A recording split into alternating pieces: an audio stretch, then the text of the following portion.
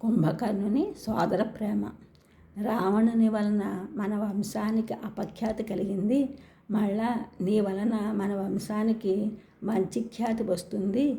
పిందె పుట్టబోయే ముందు పూలను చిదమవద్దు, రాముని పక్కకు వస్తే నీకు ఎదురే ఉండదు అని విభీషణుడు కుంభకర్ణుని పాదాలు పట్టుకున్నాడు.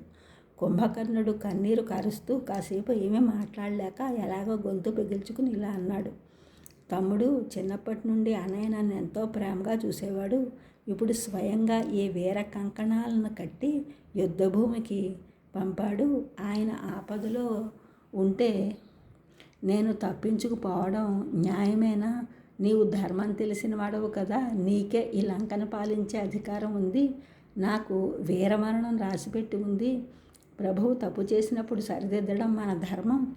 అతడు వినకపోతే ఆయన ఉప్పు తిని బ్రతికిన వాళ్ళు ఆయన కోసం ప్రాణాలు అర్పించాలి. కైలాసాన్ని కూడా కదిలించగలిగే మన అన్న మహావీరుడు. అటువంటి మహావీరుడైన మన అన్న యుద్ధభూమిలో మరణిస్తూ ఉంటే ఒక్క తమ్ముడైనా తోడుగా ఉండద్దా? వీరమరణమే నాకు తగింది. తిరిగి వెళ్ళిపో. ఆ ధర్మమూర్తి రామచంద్రుని సేవించుకో. ఒక ప్రార్థన.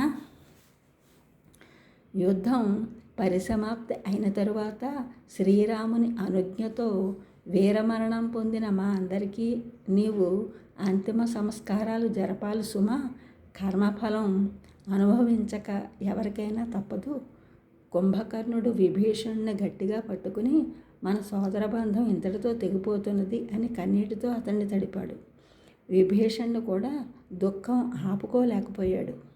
అన్నపైకి ఒరిగిపోయాడు. ఇద్దరి జీవాలు అల్లల్లాడిపోయాయి. చివరకు ఎలాగో విభీషణుడు అక్కడి నుంచి రాముని వద్దకు తిరిగిపోతూ ఉండగా రాక్షస సైన్యం మా జాతి గుణాన్ని వదిలి వేదమూర్తిని ఆశ్రయించిన ఇతని జీవితం ధన్యం కదా అని మనసులో అనుకున్నాయి.